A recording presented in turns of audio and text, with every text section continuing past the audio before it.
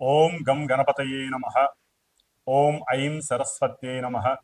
ఓం శ్రీ గురుభ్యో నమః.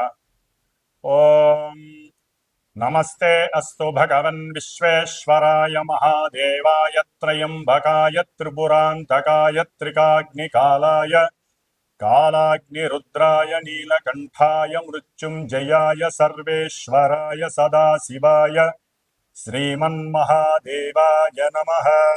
ఓం నమో భగవతే రుద్రాయ.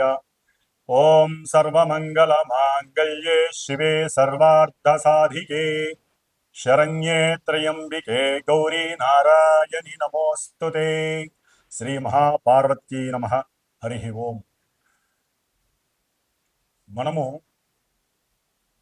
ప్రస్తుతము ఈ యొక్క భూమండలంలో సూర్యుని చుట్టూ పరిభ్రమిస్తున్నటువంటి సప్తగ్రహాలలో మన యొక్క భూమండలం దాని చుట్టూ తిరుగుతున్నటువంటి చంద్రుడు, ఈ యొక్క గ్రహాల యొక్క వీక్షణలు, పరివర్తనలు, ఆ యొక్క గమనాల వలన మన భూమిపైన నివసిస్తున్నటువంటి మానవులకు కానీ జీవకోటికి కానీ ఆ గ్రహాల యొక్క కాంతిపుంజములు ఎన్నో వైవిధ్యమైనటువంటి పరిస్థితులను, ప్రతిబంధకాలను, ప్రకృతి వైపరీత్యాలను కలుగజేస్తూ ఉంటాయి.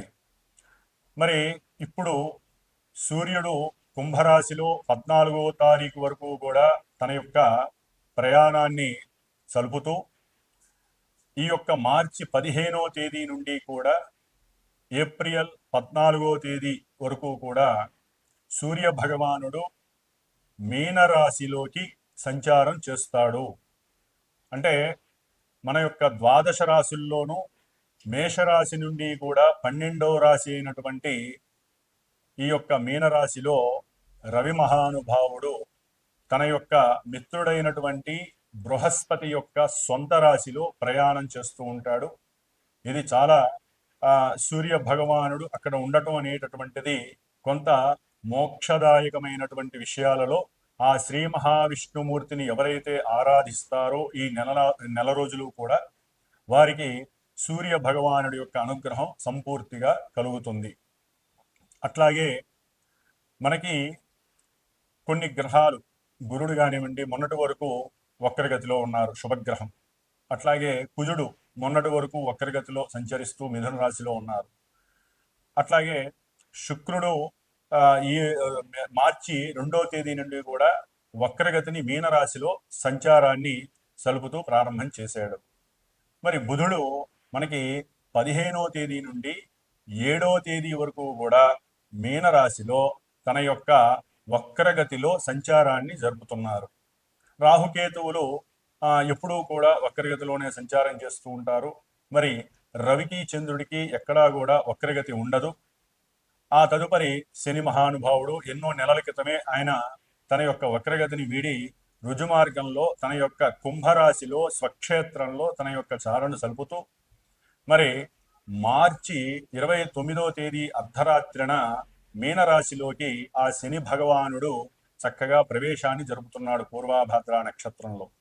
కాబట్టి ఈ యొక్క మార్చి 30వ తేదీ మన యొక్క మీనరాశిలో ద్వాదశ రాశుల్లో 12వ రాశి అయినటువంటి జలరాశి అయినటువంటి ఆ మీనరాశిలో రవిగ్రహ సంచారము, అట్లాగే చంద్రుడి యొక్క సంచారము రేవతి నక్షత్రంలోను, ఆ తదుపరి బుధుడు వక్రగతిలోను, శుక్రుడు వక్రగతిలో మీనరాశిలో సంచరిస్తూ శని భగవానుడు మరియు రాహు ఈ 2 పాపగ్రహాలు కూడా ఆ జలరాశిలో ఈ 4 గ్రహాలతో మొత్తము 6 గ్రహాలు కూడా షష్టగ్రహాలు ఈ యొక్క మీనరాశిలో తమ యొక్క సంచారాన్ని జరుపుతూ ఉన్నాయి.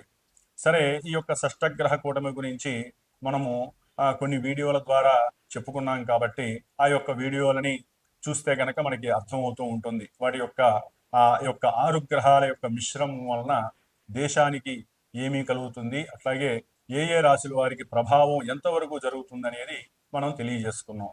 అయితే వక్రించిన ఈ యొక్క బుధ శుక్రులు శుభగ్రహాలు. మామూలుగా మన యొక్క జ్యోతిష శాస్త్రంలో మనకి కొన్ని శుభగ్రహాలు పాపగ్రహాలు ఉన్నాయి.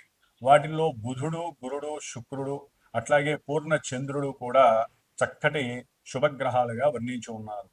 అయితే బుధుడు పాపగ్రహాలతో కలిస్తే పాపగ్రహ ఫలితాలను ఇస్తాడు. ఆయన న్యూట్రల్ పొజిషన్, అంటే న్యూట్రల్ గా ఉంటాడు. అటు పాపత్వాన్ని, పుణ్యత్వాన్ని, శుభత్వాన్ని ఏ గ్రహంతో కలిస్తే ఆ గ్రహాల యొక్క స్థితిగతులతో పాటుగా ఈయన ప్రయాణం చేస్తూ తన యొక్క ప్రభావాన్ని చూపిస్తూ ఉంటాడు. కాబట్టి మన యొక్క బుద్ధి కుశలత కూడా ఆ బుధగ్రహం యొక్క కిరణాల ద్వారా ప్రభావితం అవుతూ ఉంటుంది. మరి 15వ తేదీ నుండి, మార్చి 15 నుండి ఆయన మీనరాశిలో వక్రగతిలో ప్రయాణం చేస్తూ 7వ తారీఖు, ఏప్రిల్ 7వ తేదీ వరకు కూడా తన యొక్క వక్రగతిని జరుపుతూ ఉంటాడు. ఆ మధ్య కాలంలో మరి కొంతమంది వ్యాపారస్తులకి, చదువుకునే విద్యార్థులకి, అట్లాగే కుటుంబీకుల్లో ఎవరైతే సహాయ సహకారాలు అందజేస్తారో వారికి మధ్య కొన్ని ఇబ్బందికరమైనటువంటి, వైపరీత్యకరమైనటువంటి సంఘటనలు కొన్ని జరుగుతాయి. అట్లాగే కొన్ని ఇబ్బందులు కూడా కలిగే అవకాశాలు ఉంటాయి. కాబట్టి మన యొక్క బుద్ధిని మనం ప్రకాశవంతంగా చేసుకోవడానికి ఆ యొక్క మార్చి 15వ తేదీ నుండి ఏప్రిల్ 7వ తేదీ వరకు కూడా విష్ణు సహస్రనామ స్తోత్ర పారాయణ రోజుకి ఒకసారి చేసినట్లయితే ఏ నక్షత్రం వారికైనా సరే, ఏ రాశి వారికైనా సరే కాస్త బుద్ధి వికాసం కలిగి, బుద్ధి మాంద్యము, అట్లాగే బుద్ధి వలన కలిగేటటువంటి కొన్ని ఇబ్బందికరమైనటువంటి అవాక్కులు, చివాక్కులు, అట్లాగే పోటీతత్వాలు తగ్గి ప్రశాంత చిత్తతతో ఆ బుధగ్రహం మనల్ని కాపాడుతుంది. అట్లాగే వక్రీగతం శుక్రుడు. మరి శుక్రుడు భార్యాభర్తల అన్యోన్యతకు కానివ్వండి, ధన ప్రాప్తి అంటే ధనం గురించి కానివ్వండి, వివాహం కాని వాళ్ళకి, అట్లాగే ఎన్నో రకాలైనటువంటి సౌఖ్యకరమైనటువంటి దాంపత్య సౌఖ్య జీవితానికి కూడా శుక్రుడు చాలా చాలా మంచి శుభ ఫలితాన్ని కలుగజేస్తాడు. మరి ఆ శుక్రగ్రహం కూడా వక్రిస్తోంది. ఆయన వక్రించినప్పుడు కొంచెం ఈ శుభాలలో, అంటే వక్రించినటువంటి శుభగ్రహం అదిగాక ఉచ్చస్థితిలో ఉండి ఆయన ఇప్పటి వరకు శుభాలను ఇస్తున్నప్పటికీ కూడా ఆయన కూడా వక్రించి ఆ మీనరాశిలో కొంత ఇబ్బందికరమైనటువంటి పరిస్థితుల్ని కలుగజేస్తాడు.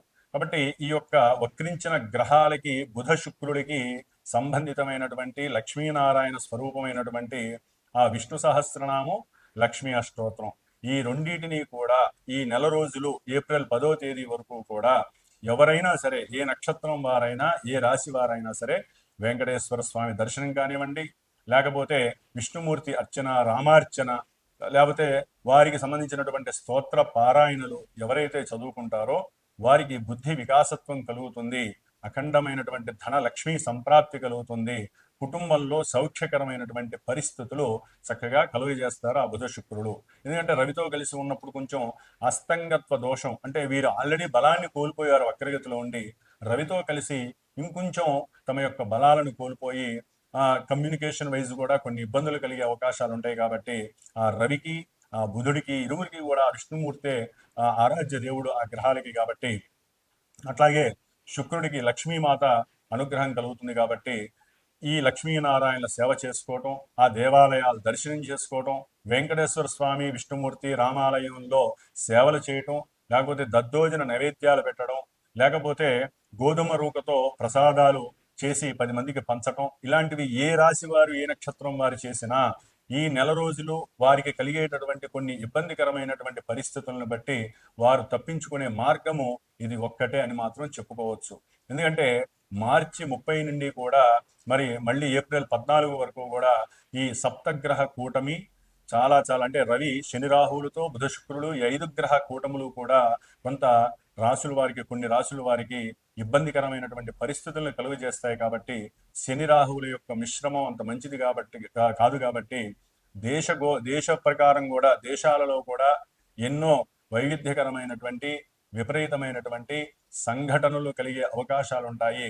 ఎన్నో జల ప్రమాదాలు కలిగేటటువంటి పరిస్థితులు, అట్లాగే ముడి, చమురు, ఈ యొక్క పెట్రోలియం శాఖకు సంబంధించినటువంటి విషయాలు కానివ్వండి, గనులు, బొగ్గురాళ్ళు, అట్లాగే సిమెంటు వ్యాపారాలకు సంబంధించిన వాళ్ళు, వస్త్ర వ్యాపారాలకు సంబంధించిన వాళ్ళు, అట్లాగే కలప, నార, అట్లాగే ఒత్తులు, పత్తి, ఇటువంటి పంట పొలాలకు సంబంధించినటువంటి వ్యవసాయదారులు కానివ్వండి, కొంతవరకు తగు జాగ్రత్తలు తీసుకుంటూ సరైనటువంటి మందులు మోసపోకుండా ఆ కెమికల్స్కి సంబంధించిన ఔషధాలు వేస్తూ తమ యొక్క భూముల్ని కాపాడుకుంటూ ఉండటం చాలా విశేషప్రదం. కాబట్టి ప్రతి రాశి వారు కూడా ఈ యొక్క ఈ లక్ష్మీనారాయణ యొక్క అనుగ్రహం పొందటానికే ప్రయత్నం చేయండి. మరి ఈ యొక్క మీన సంక్రమణంలో రవి మహానుభావుడు, అట్లాగే కుజుడు, శుక్రుడు, బుధుడు, ఈ 4 గ్రహాలు కూడా కలుగు చేసేటటువంటి పరిస్థితులు ఏ విధంగా ఉంటాయి, మేషరాశి నుంచి మీనరాశి వారి వరకు మరి ఈ రాశి యొక్క ప్రభావాలు ఏ విధంగా మనల్ని అనుగ్రహిస్తాయి అనేటటువంటి విషయాన్ని మనం ఇప్పుడు తెలియజేసుకుందాం. మిథున రాశి.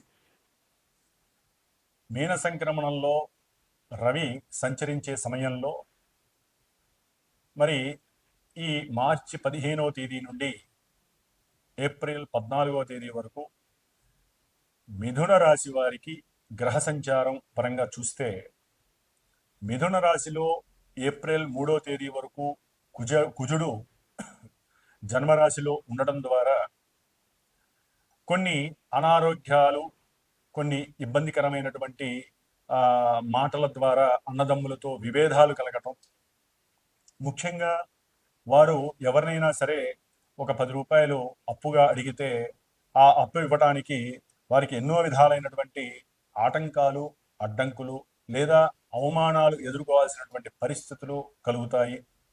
అంటే అనుకోగానే సిద్ధిస్తుంది అనుకుంటారు, కానీ సిద్ధించడానికి ముందు ఇలా ఎన్నో రకాలైనటువంటి విషయాలు వారికి గోచరిస్తూ ఉంటాయి, కనపడుతూ ఉంటాయి.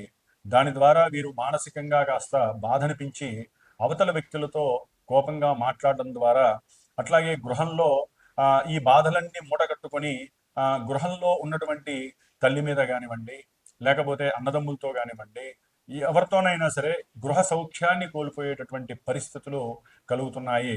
ముఖ్యంగా ఈ యొక్క మిథున రాశికి సంబంధించి శుభపరమైనటువంటిది ఏ గ్రహము అంటే సూర్యగ్రహం ఒక్కటే సరైనటువంటి పరిస్థితిలో ఉంది అని చెప్పుకోవాలి. కాబట్టి మిథున రాశి వారికి తృతీయ స్థానాధిపతి అయినటువంటి శుభకరుడైనటువంటి రవి 10వ స్థానంలో ఉండటం, మిత్ర రాశిలో ఉండటం ద్వారా ఉద్యోగ విషయాల యందు సంప్రదింపులు, ఓరల్గా ఏదైనా ఉద్యోగానికి సంబంధించి మీరు కనుక ఇంటర్వ్యూలకు కనుక వెళ్ళినట్లయితే తప్పకుండా కొంత ఆలస్యంతో మీకు జవాబు వచ్చినా, వారి నుంచి ఫోన్ వచ్చినా కూడా కంపల్సరీ అది సిద్ధిస్తుంది, ఉన్నతమైనటువంటి ఉద్యోగాన్ని పొందుతారు. అయితే మీరుండేటటువంటి ప్రదేశంలో ఉద్యోగం వస్తుందా రాదా అనేటటువంటి భావనతో కూడా కొంత చిత్తభ్రంశం పొంది మీరు కొంత మానసిక వ్యధ పొందడానికి కూడా అవకాశాలు ఉన్నాయి. దాంతో అంటే ఈ విషయార్థమై కుటుంబంలో చర్చించటం, దాని ద్వారా తండ్రి మీకు ధైర్యాన్ని తెలియచేయడం, ఇలాంటివన్నీ శుభప్రదంగా జరుగుతాయి. కాబట్టి మిథున రాశి వారికి ఉన్నతమైనటువంటి ఉద్యోగ లాభసిద్ధి కలుగుతుంది. అట్లాగే ముఖ్యమైనటువంటి పెద్ద పెద్ద ఉద్యోగస్తులతో కానీ, దూర ప్రాంతాలలో తండ్రి తరపు ఉన్నటువంటి వారితో కానివ్వండి, వారి యొక్క బంధువులతో కానీ మీకు కాస్త నూతన పరిచయాలు కలగటం, వారి ద్వారానైనా సరే ఉద్యోగ అవకాశాలు కలగటం అనేవి కంపల్సరీ జరుగుతాయి.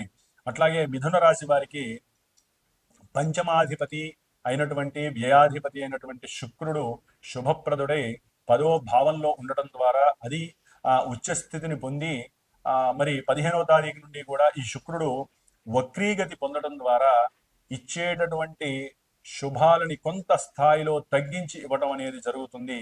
రవితో కలిసి కొంచెం కంబస్ట్ అవ్వడం ద్వారా కూడా కొంత పాజిటివ్ వస్తుంది, కొంత ఇబ్బందికరమైనటువంటి పరిస్థితులు వస్తాయి.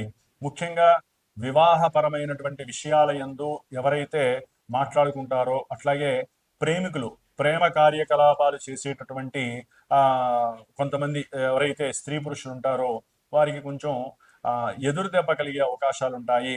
ఒక పట్టాన ఏ విషయము తేలక తండ్రి యొక్క సహకారం కానివ్వండి, లేకపోతే తెలియని వ్యక్తుల ద్వారా కొంత వీరికి వ్యతిరేకత కలిగే అవకాశం ఉంటుంది.